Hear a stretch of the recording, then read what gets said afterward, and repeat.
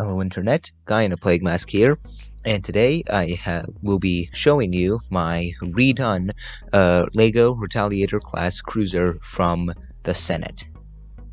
So I took down my old Retaliator cruiser video because that was a LEGO model of a Retaliator Nerf gun, so I've redone it, and this is going to be more of a kind of a history lesson, talk about the specs of the ship, why it exists, instead of the features of the LEGO creation, mostly because you can't do much with this set. It is in fact a display piece. So I'm going to get into the kind of the history of Senate warship design. I'm going to take the Retaliator cruiser out of the way. This is a bit of a mock-up of a early Senate cruiser. This is what the pattern looks like. Very similar to Nebulon B, took a lot of design cues from it, but they are different. They are overall more chaotic ships, and that was mostly because the primary reactor and engines were on this rear module, and they were used to be unstable, so they had to be separated from the command bridge and crew modules by a keel. And this made increasing the mass of the ship more difficult. It was harder to add weapons, and it was more difficult to do anything really. And they also had to have backup engines on this section in the event that this was destroyed, or that the hyperdrive, or whatever the Senate hyperdrive is called. I haven't thought of a name for it. But the FTL drive exploded, which was the primary cause for putting it back here. They had to have backup engines on the command module in the event that it happened.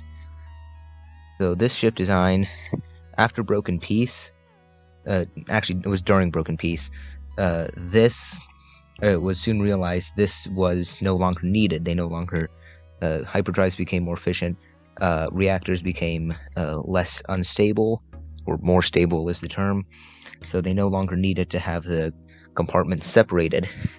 And so, throwing this off to the side, they designed essentially the pinnacle of naval engineering.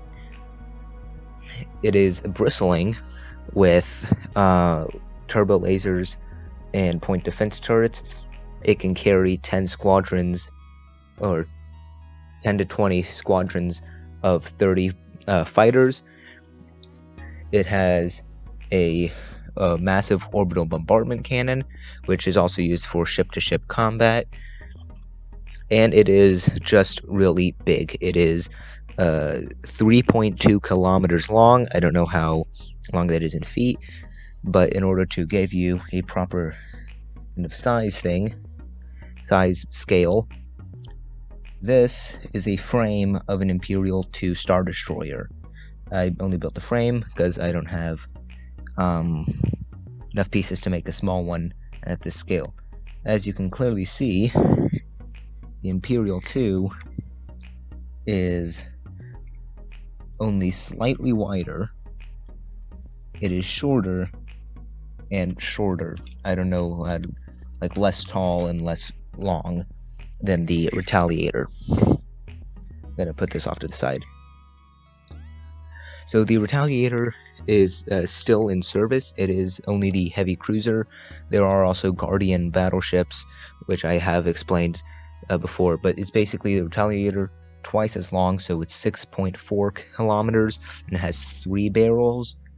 And then there's the Defender class frigates, which are half as long, so they're the size of Star Destroyers, and they have 2 barrels stacked on top of each other. But eventually, the company that makes this, Kroy Shipbuilding company, is going to go into a period where they care more. The business is more trying to maximize profits rather than the quality of the vessel. And so we're going to get the Rampage, which I have made pieces to show you what that looks like. And this is what the Rampage Class cruiser looks like. There are some notable my tongue has stopped working. There are some notable changes to the design. Starting off from the front, working our way back. The barrel has been shortened by about, I don't know what percentage. The bridge has been moved to the side. These large panels have been removed, and the smaller ones that were down here been pushed up. The section that extended forward from the bottom has been removed, and some other changes that I will get into. So the Rampage was designed as a replacement for the Retaliator.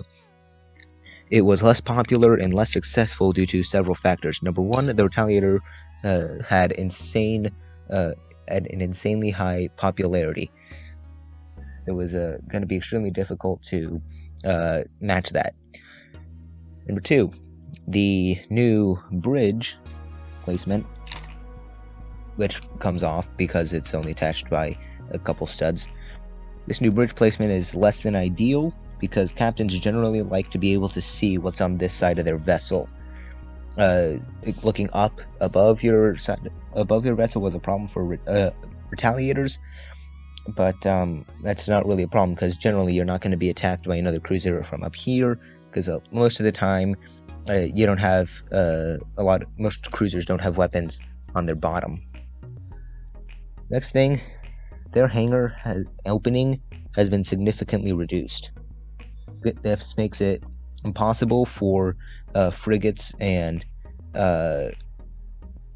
light cruisers to dock inside of it, because they can't fit in there.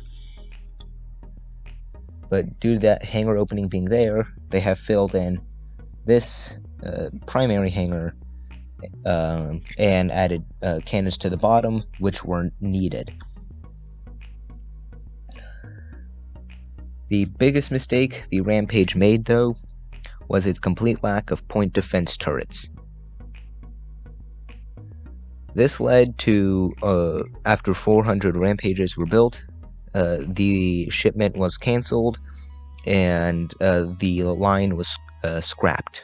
I'm going to put it back into its Retaliator so we can take a closer look at the details.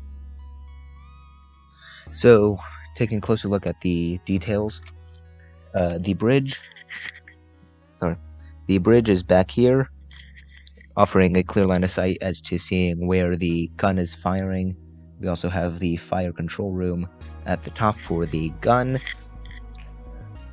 Taking a look at the sides, I really like the angles on it. I think they look really good. My least favorite part, the part I think looks the least good, is this section that my hand was just around. I think that could have been done better, but I'm overall pretty happy with it.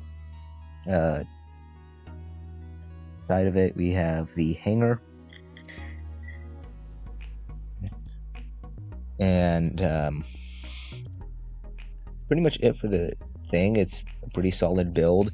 I'm gonna take off one of the side panels to show you how it's built, because the entire sides are just slapped onto a Technic core, which is obviously not how the ship is built in universe, but that's how the Lego model is built. There is one more detail I should probably share with you. The Senate has a flagship, which is a Prosperity Class dreadnought that has been scaled up drastically. For scale, I give you the Supremacy from The Last Jedi. Yes, I know it's a terrible film, yada yada yada, but the ship designs are decent. That's the Supremacy. As you can clearly see,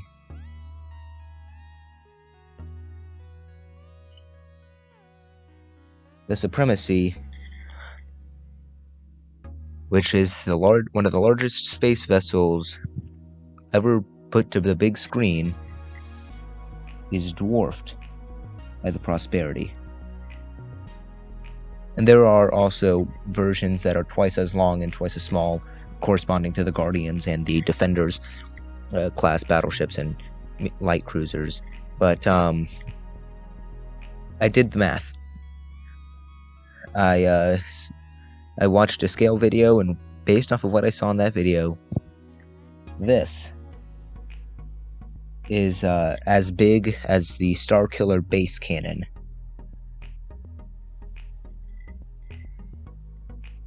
Just soak that in for a minute. That might be too big, but I'm not changing it anytime soon.